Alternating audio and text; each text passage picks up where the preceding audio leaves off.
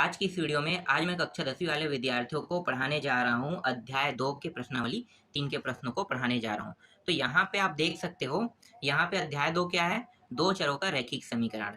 अब यहाँ पे मैं मोबाइल का यूज़ कर रहा हूँ, तो मोबाइल में क्या है कि एक एप्लीकेशन आता है, उस एप्लीकेशन में सभी बुक यहाँ पे पहले ही मौजूद है और फिलहाल मेरे पास ऑफलाइन भी बुक मौजूद है। तो ऑफलाइन बुक को अगर मैं दिखाता हूँ तो वो बार-बार मुझे फ़ोर्ड करना पड़ेगा, इसलिए मैं यहाँ पे मोबाइल का उपयोग कर रहा हूँ। मोबाइल मुझे ज़्यादा आसान लगा, कल भी मैं क्लास लिया था मोबाइल के माध्यम से, इसलिए मोबाइल वाला जो तरीका है ना मुझे बहुत पसंद आया कि यहाँ पे पहले क्या होता था कि मैं वहाँ पे एक क्लिप लगाता था और क्लिप लगाने के बाद वहाँ पे प्रश्नों को पढ़ के बताता। तो अब यहाँ पे ऐसा कुछ करने की ज़रूरत नहीं है, आप डायरेक्ट प्रश्न को मोबाइल में दिखा दो और उसके बाद एक पेपर उपयोग करके सॉल्व करो। ये ज़्यादा आसान लग रहा है मुझे उसके मुकाबले, तो ये ज़्यादा बेटर है। तो इस प्रक्रिया का मैं उपयोग अभी करने वाला हूँ। और कई बच्चे ऐसे हैं जो अपने फ्यूचर के बारे में थोड़ा-सा चिंतित है, तो उनको मैं बताना चाहूँगा कि आप क्या सब्जेक्ट लेके पढ़ना चाहते हैं, क्या बनना चाहते हैं। अगर आपके पास आपने तय नहीं किया है, तो मेरे पास कुछ सजेशन है। जब मैं कुछ बच्चों का इंटरव्यू देखता हूँ जो 10th कंप्लीट कर लिए रहते हैं, वो अपने-अपने सपने बताते हैं। कुछ कहता है मैं आईएएस बनूँगा, कुछ कहता है मैं आईपीएस बनूँगा, कुछ कहता है मैं टीचर बनूँगा, कुछ ब बच्चे कहते हैं मैं प्रोफ़ेसर बनूँगा, कुछ कहते हैं मैं डॉक्टर, इंजीनियर बनूँगा। तो इसका एक तरीका होता है ये सब चीज़ बनने के लिए। आपको उस फ़ील्ड को जानना है। आप इनमें से जो भी फ़ील्ड में जाना चाहते हैं आप चूज़ कर लो, बाद में मुझसे इसके बारे में आप सजेशन ले सकते हो। क्योंकि मैं हर एक फ़ील्ड के बारे में जानता हूँ कि किस सब्जेक्ट के माध्यम से आप क्या चीज़ बन सकते हो। तो ये मैं बा आगे जो है आपकी जानकारी आपको यहाँ पे बता दूँगा। तो आपको अगर आगे जानना है इसके बारे में कि आप इंजीनियर बनना चाहते हैं, आप डॉक्टर बनना चाहते हैं, प्रोफ़ेसर बनना चाहते हैं, टीचर बनना चाहते हैं या आप यूपीएससी दिला के मतलब आईएएस बनना चाहते हैं, तो ये कैसे बन सकते हो? तो इसकी जानकारी मैं आपको बताते रहूँगा क्योंकि आप मेरे स्टूडेंट हो, तो मैं ये नहीं चाहूँगा कि आप लोग एकदम डाउन पोज़ीशन में रहो। आप अपने फ्यूचर डिसाइड कर सको क्योंकि मेरा एक ही मकसद है कि जिन बच्चों को मैं पढ़ा रहा हूँ, वो बच्चे फ्यूचर में बेहतर प्रोग्रेस करें। ऐसा नहीं है कि आप प्रोग्रेस डाउन कर दो, भई आपने यहाँ पे पढ़ा, उसके बाद आपको लगा कि हम फ्यूचर में कुछ नहीं कर सकते। हालात मुझे पता है कि हालात जो है वो गिरा देता है। जैसे कि मेरी भी इतनी अच्छी कंडीशन नहीं है, ठीक है? फाइनेंशियल प्रॉब्लम मुझे भी है। मेरे पास उतना साधन नहीं है, साधन होता तो मैं और अच्छे जगह में होता, आपको और अच्छे से यहाँ पे कोचिंग पढ़ाता।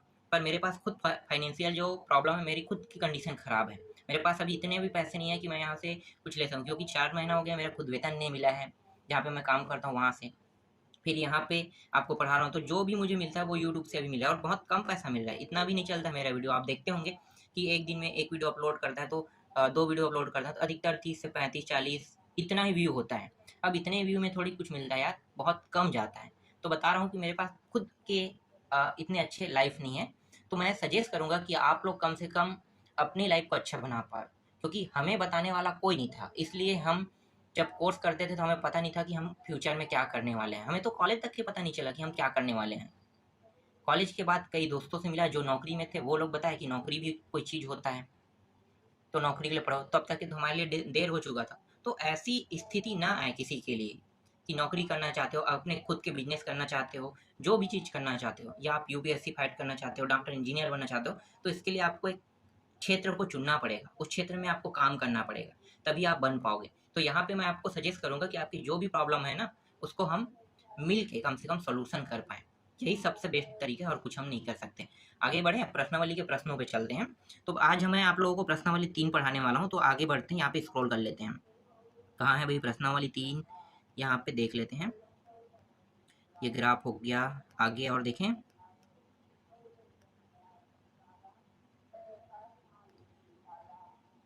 चलो ये प्रश्नावली 1 है, एक तो मैंने पूरा बता दिया आप लोगों को।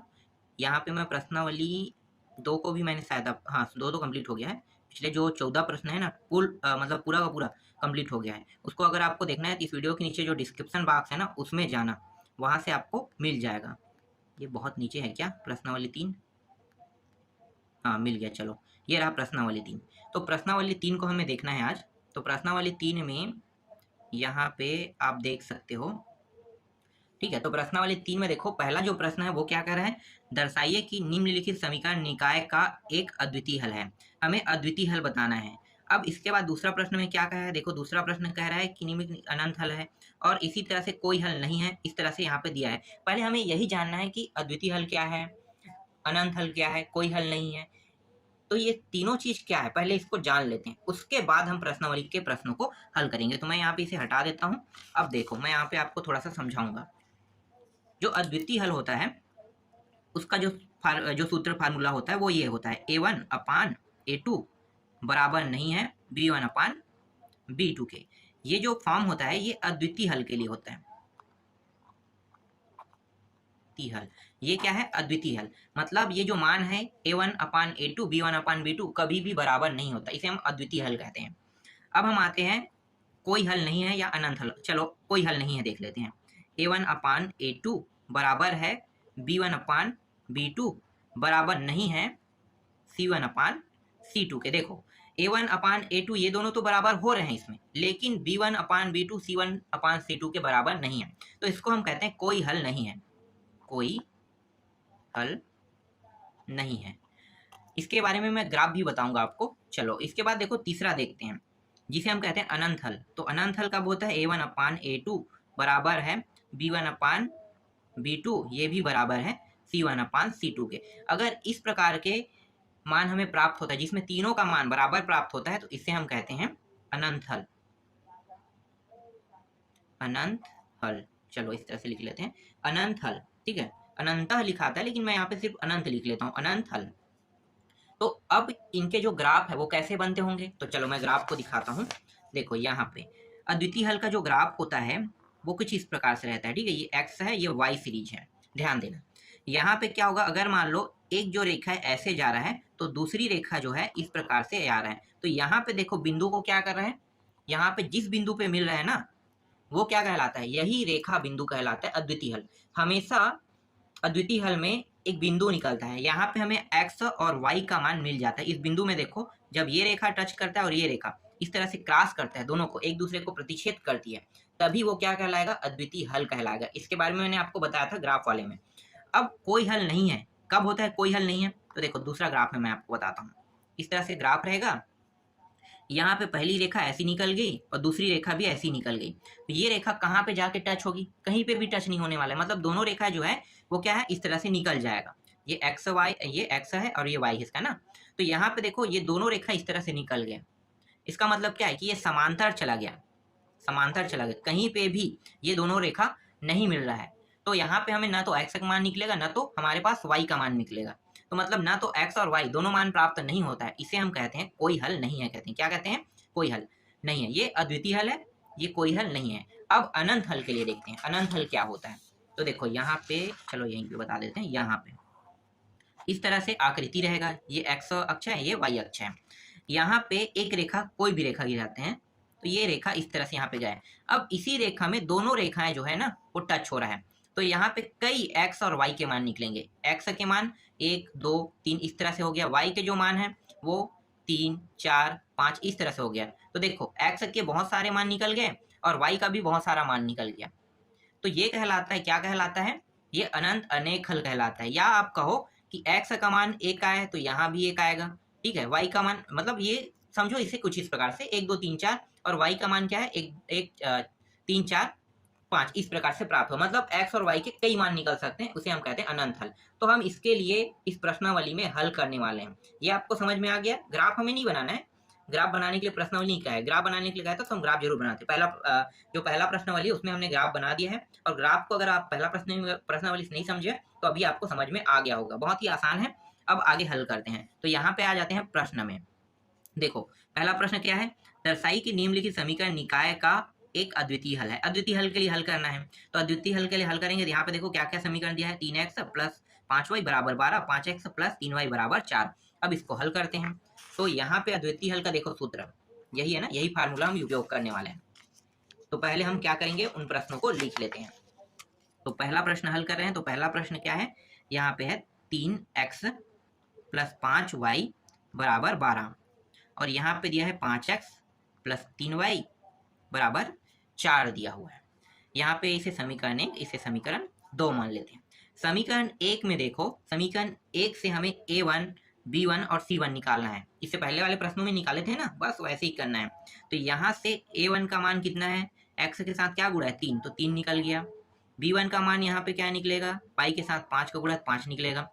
और C1 का मान क्या निकलेगा, यहाँ पे 12, पूरा 12 निकल जाएगा। इसी तरह से इससे हम A2 का मान निकाल लेते हैं। A2 बराबर यहाँ पे 5, B2 बराबर कितना निकलेगा 3 और C2 बराबर यहाँ पे 4 निकलेगा। तो इस तरह से A1, A2, B1, B2, C1, C2 आ गया। अब हम क्या करने वाले हैं, इसके साथ हम अद्वितीय हल के लिए हल करेंगे। तो यहाँ पे आप लिख लो अद्वितीय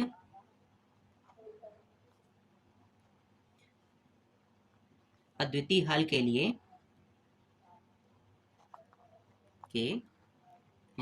ठीक है, अद्वितीय हल के लिए हम हल कर रहे हैं। तो अद्वितीय हल के लिए हल कर रहे हैं, यहाँ पे मैं थोड़ा सा शॉर्टकट कर दिया हूँ, कोई दिक्कत नहीं है, आपको पता चल गया होगा। ठीक है, आगे मैं बताऊंगा, इसको शॉर्टकट से थोड़ा सा लंबा कर दूंगा। तो अभी शॉर्टकट को आप समझो, इसके बाद थोड़ा सा जो आपके पास जो डिफिकल्ट होगा वो हम आगे पूरा कंप्लीट कर देंगे। तो यहाँ पे हम अद्वितीय हल के लिए हल करेंगे। तो इसका सूत्र क्या होता है, A1 अपान, आपको सूत्र जानना है ना, तो A1 अपान A2 होता है, बराबर नहीं है B1 अपान B2 के। इस तरह से ये सूत्र है। तो अब हम क्या करेंगे, यहाँ पे A1 अपान A2, B1 अपान B2 के मान को रख देंगे। A1 का मान कितना है, देखो यहाँ पे 3 है, तो ये 3 निकल गया। और A2 का मान कितना है, 5 है, बराबर नहीं, ये चिन्ह जो है आपको ऐसे ही लेना है। फिर यहाँ पे देखो B1 का मान कितना है, 5 है, और B2 का मान कितना है, 3 है, इस तरह से। अब यहाँ पे देखो दोनों जो मान है बराबर तो नहीं है ना, देख लो यहाँ पे ऊपर में कितना है, 3 है, यहाँ पे 5 है, यहाँ पे 5 है, 3 है, तो मतलब ये जो दोनों हैं एक दूसरे के बराबर नहीं है, इसीलिए यहाँ पे अद्वितीय हल ये साबित हो रहा है। तो यहाँ पे आपको क्या लिखना है, यहाँ पे 3 और 5 या 5 और 3 एक दूसरे के बराबर नहीं है, इसलिए ये क्या है, समीकरण का अद्वितीय हल है, अद्वितीय हल है। ठीक है, यही बस आपको इतना ही करना था। देखो छोटे से सॉल्यूशन के साथ यहाँ पे मैंने आपको बता दिया। अब जो मैं बताने वाला हूँ वो थोड़ा सा मैं बड़ा करने वाला हूँ सॉल्यूशन को। ठीक है, कुछ जो पॉइंट है हो सकता है ये नंबर में 2 नंबर का है तो आप इतने में कंप्लीट कर सकते हैं, लेकिन ये 3 नंबर में आता है तो थोड़ा सा आपको इसको बड़ा करना है, 4 नंबर में आता है तो भी थोड़ा सा बड़ा करना है। तो वो आप कैसे करोगे, तो चलो मैं आपको बताता हूँ कि इसे कैसे करना है। नेक्स्ट प्रश्न देख लेते हैं। अगला जो प्रश्न है वो क्या है, देखो यहाँ पे मैं आपको फिर से दिखाता हूँ। देखो यहाँ पे दूसरा प्रश्न देखो, दर्शाइए कि निम्नलिखित समीकरण निकाय के अनंत अनेक हल है। अनंत अनेक हल के लिए इस बार हल करेंगे। यहाँ पे 2 समीकरण है, 2x माइनस 3y बराबर 5 और 6x माइनस 9y बराबर 15 यहाँ पे दिया है। इसके लिए अब हल करेंगे। तो यहाँ पे दोनों समीकरणों को लिख लेते हैं। तो दूसरा प्रश्न का जो समीकरण है वो है 2x माइनस 3y बराबर 5 और एक है 6x माइनस 9y बराबर 15। ये पहला समीकरण, ये दूसरा समीकरण, यहाँ पे 2 समीकरण है। अब इन दोनों समीकरणों की जो तुलना है हम कर देते हैं यहाँ पे मानक समीकरण से। ठीक है, मानक समीकरण क्या है, मानक समीकरण, तो यहाँ पे आपको लिखना होगा समीकरण एक की तुलना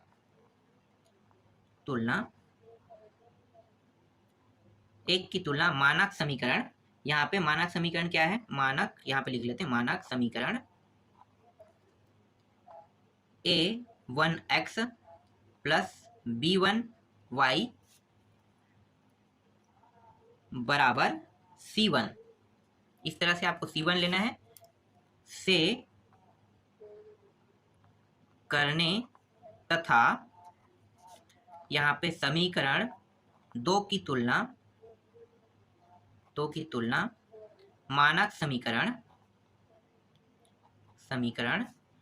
क्या है, इस बार A2 लिखेंगे और एक सेकंड यहाँ पे A2x प्लस B2y बराबर C2 से करने पर ये आपको लिखना है। हर प्रश्न में जितने भी प्रश्न है ना उसमें आपको लिखना है। अब यहाँ पे मैं समझाता हूँ, ये समीकरण वाला मैं लिखा हूँ क्या है। कुछ लोगों को ये डाउट होगा कि हम ये लिख रहे हैं तो हमें समझ में भी तो आना चाहिए ना कि आप लिख क्या रहे हो। आप डायरेक्ट फटाफट लिख दिए और हमें ये चीज़ समझ में नहीं आया। देखो यहाँ पे ये समीकरण 1 है, ये समीकरण क्या है, 1 है, तो ये समीकरण 1 है, इसकी तुलना हम किससे करेंगे, मानक समीकरण। तो मानक समीकरण क्या है, ये है मानक समीकरण। देखो ये है क्या है, मानक समीकरण, इससे तुलना करने पर। ठीक है, तो तुलना करेंगे तो क्या क्या निकलेगा ये भी मैं बताऊंगा आपको। अब हम क्या करेंगे, इसी में मैंने तथा लिख के क्या कर दिया, इसकी भी तुलना हम कर रहे हैं। तो देखो समीकरण 2 की तुलना मानक समीकरण, कौन सा है मानक समीकरण, समीकरण 2 के लिए A2x प्लस B2y बराबर C2 से करने पर इस प्रकार आपको लिखने हैं। समझ में आ गया? तो ये समीकरण 2 है, इसकी तुलना हम इससे कर रहे हैं। अब देखो तुलना करने पर जो मान आया था ना a1 a2 कैसे निकला होगा मैं आपको दिखाता हूँ। पहले मैं इसको लिख लेता हूँ, ठीक है। 2x माइनस 3y बराबर 5। इसकी तुलना हम किससे कर रहे हैं? a1 x से और प्लस b1 y बराबर c1 से कर रहे हैं। तो देखो यहाँ पे दिमाग लगाना, यहाँ पे क्या क्या निकलेगा। यहाँ पे x और x दोनों तुलना का मतलब होता है वो मान जो सेम होता है वो क्या हो जाता है? कट जाता है। कटने के बाद क्या बचेगा? जो सेम नहीं है वो बचता है। ये रियल फैक्ट है। अभी तक मैंने आपको डायरेक्ट बताया था ना कि a1 वहां से निकाल देना a1 से, और जो दो x के साथ जो गुणा है वो शॉर्टकट ट्रिक है, वहां से हम निकाल लेते हैं। लेकिन जो रियल फैक्ट है वो क्या है? रियल फैक्ट ये है कि यहाँ पे ये जो दोनों x x है ना, ये यहाँ भी x है यहाँ भी x है, तो तुलना करते हैं तो कट जाता है। कैसे? देखो, अगर मैं x की सीरीज को लेता हूँ तो यहाँ पे ये हो जाएगा 2x बराबर a1 x हो जाएगा। तुलना का मतलब तो यही होता है ना, तुलना का मतलब दोनों को बराबर में रखते हैं। तो यहाँ पे x है यहाँ भी x है, कट गया, क्या बचा? बचा है यहाँ पे 2/a1 बचा। ये रियल फैक्ट है। इसके बाद यहाँ पे देखो इस सीरीज को लेते हैं तो -3y बराबर करेंगे b1 y को, इस तरह से इसे लेंगे। तो यहाँ पे देखो यहाँ पे भी y है यहाँ भी y है, दोनों कट गया, बचा क्या? -3 बराबर यहाँ पे बचा b1 बचा, दूसरा भी निकल गया। अब हम c1 के लिए निकालते हैं तो देखो c1 और बराबर 5, यहाँ पे कुछ कट रहेगा? नहीं कट रहा है, तो यहाँ पे क्या आ जाएगा? c1 बराबर 5 यहाँ पे प्राप्त हो जाएगा। इस तरह से a1 का मान 2 निकला है, b1 का मान -3 और c1 का मान 5, जिसे हम शॉर्टकट ट्रिक में डायरेक्ट निकाल लेते थे। कैसे निकालते थे? यहाँ से 2 मैं निकाल लेता था, इसे मैं यहाँ से मैं 3 और यहाँ से डायरेक्ट 5 निकाल लेता था। तो ये शॉर्टकट ट्रिक होता था जहाँ से हम निकालते थे। लेकिन अगर शॉर्टकट ट्रिक को ना देखा जाए तो ये इस प्रकार से हम निकालते हैं। इसी तरह से दूसरा समीकरण का भी निकाल लेते हैं। दूसरा समीकरण क्या है? तो दूसरा समीकरण को मैं यहाँ पे लिख लेता हूँ। ये है 6x है माइनस 9y बराबर 15। यहाँ पे a2x से करेंगे इसकी तुलना, b2y और बराबर क्या है? बराबर है यहाँ पे c2, इस तरह से। तो यहाँ पे अब आपको समझ में आ गया, ये दोनों क्या हो गया? कट गया। तुलना करेंगे जैसे हम यहाँ पे अभी तुलना किया ना, ऐसे ये दोनों भी होगा बारी बारी से। तो बारी बारी से कहे तो ये दोनों कट गया, बचा क्या? 6 और a2। तो यहाँ पे लिखो 6 बराबर a2। इसी तरह से y और y यहाँ पे कट गया, बचा क्या? -9 और b2 बचा। तो ये रहा -9 और बराबर b2 ले लेते हैं। यहाँ पे देखो c2 और 15 रहेगा, तो यहाँ पे कुछ भी नहीं कट रहा है, तो हम क्या करेंगे? जैसा वैसा उतार देंगे c2 और ये रहा 15, इस तरह से। तो देखो a1 a2 b1 b2 c1 c2 के मान निकल गया। तो इस तरह से इनके मानों को निकाला जाता है। जो थोड़ा बहुत डाउट होगा आपका, यहाँ पे मैंने क्लियर कर दिया कि ये ओरिजिनल में निकलता कैसे है। तो ये ओरिजिनल फैक्ट यही है, इस प्रकार से हर बार ये निकलता है, जिसे हम शॉर्टकट में हर बार हल कर देते हैं। अब शॉर्टकट में हल करेंगे तो बहुत आसान लगता है कि भाई शॉर्टकट यूज करोगे तो आपसे हर प्रश्न क्या होगा? शॉर्टकट विधि से बन जाएगा। लेकिन शॉर्टकट विधि नहीं होता है वो, शॉर्टकट का विधि का उपयोग अक्सर कर दिया जाता है इसे इस तरह से निकालने के लिए, लेकिन रियल जो होता है वो इस प्रकार से हल होता है। अब हम क्या करेंगे? अब हम इसको हल करेंगे तो हमारा जो अनंत अनेक हल है ना, उसके लिए हल करेंगे तो इसका फार्मूला क्या होता है? तो ये होता है a1/a2 होता है। पहले हम a1/a2 के मान को साइड में रखते जाते हैं। ये हो गया 2 6, फिर b1/b2 इसका मान क्या हो जाएगा? -3 और यहाँ पे -9। फिर c1/c2 जो होता है इसका मान कितना है? 5/15।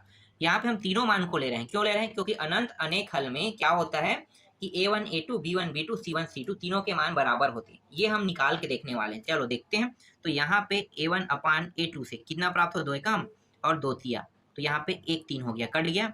b1/b2 यहाँ पे देखते हैं, ये माइनस माइनस तो कट गया, दोनों में माइनस है तो यहाँ पे 3 और 9 बचा है, 3 एकम 3 तिया, तो 1 3 यहाँ भी प्राप्त हो गया। फिर यहाँ पे देखो c1/c2 5 एकम 5 तिया, यहाँ भी 1 3 प्राप्त हो गया। देखो यहाँ भी 1 3, यहाँ भी 1 3, यहाँ भी 1 3, मतलब तीनों जो मान है क्या होना चाहिए था? बराबर होना चाहिए था। तो यहाँ पे देख सकते हो कि तीनों जो मान है वो बराबर आ रहा है। a1/a2 के बराबर b1/b2 है, b1/b2 के बराबर c1/c2 है। इसका मतलब क्या है? इसका मतलब ये है कि ये अनंत अनेक हल है। तो अनंत अनेक हल का मतलब क्या होता है? a1/a2 बराबर b1/b2 बराबर c1/c2। यही सिद्ध करता है अनंत अनेक हल को। तो यहाँ पे आप लिख सकते हो, अतः यह समीकरण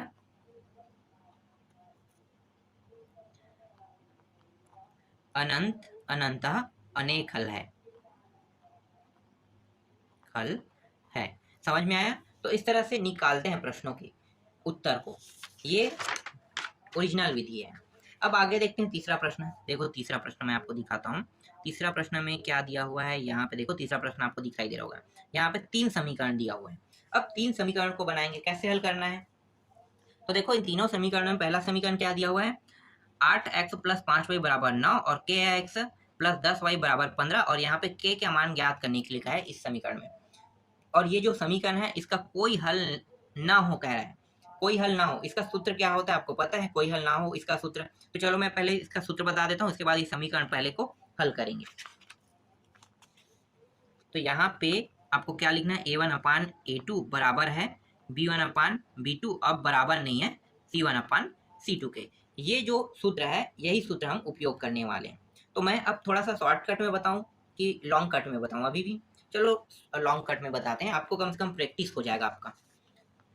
अब हम तीसरा का पहला लिख लेते हैं। तीसरा का पहला का समीकरण क्या था? ये था 8x + 5y बराबर था 9,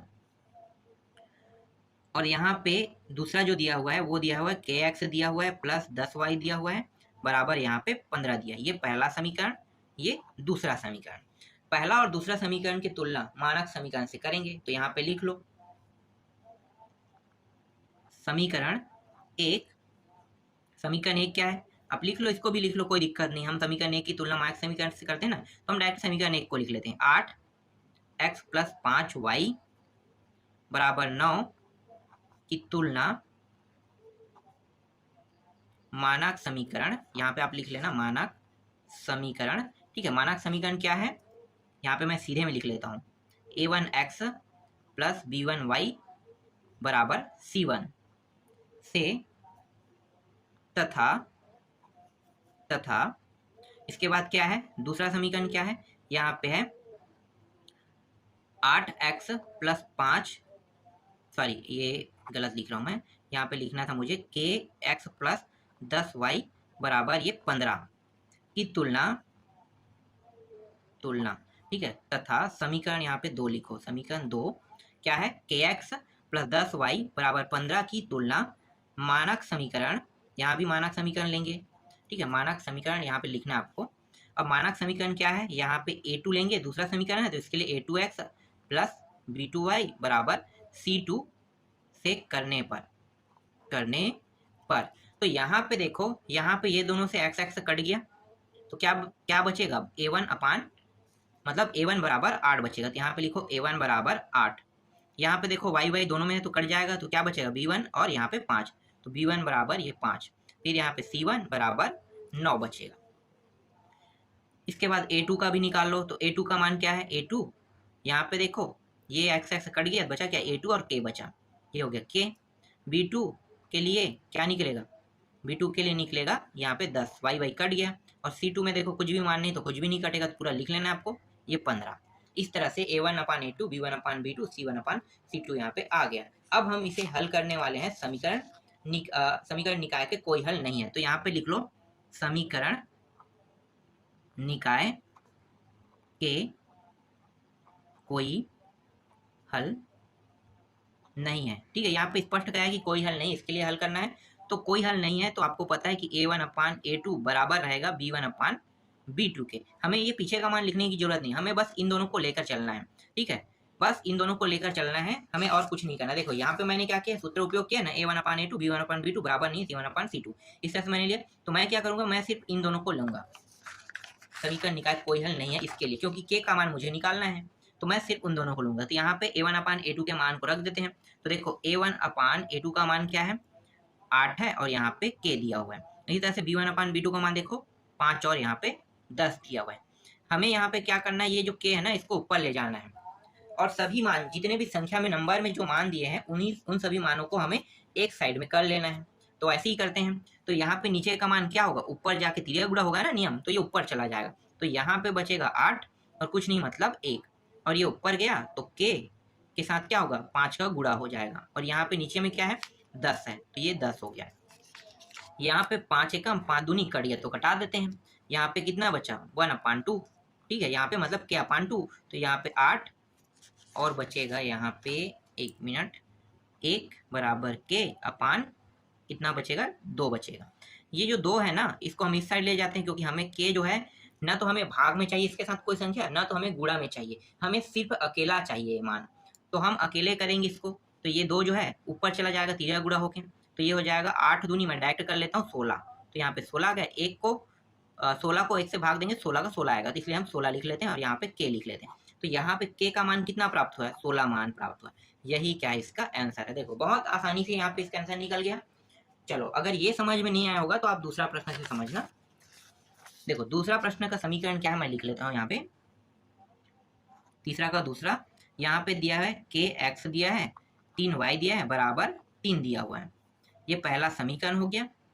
इसके बाद यहाँ पे 12x प्लस के वाई, यहाँ पे फिर के वाई दिया हुआ है, इस बार 2 बार के वाई है ना, और यहाँ पे 6 दिया, ये दूसरा समीकरण। मैं अब इसे थोड़ा सा शॉर्टकट लिख लेता हूँ, शॉर्टकट बनाते हैं।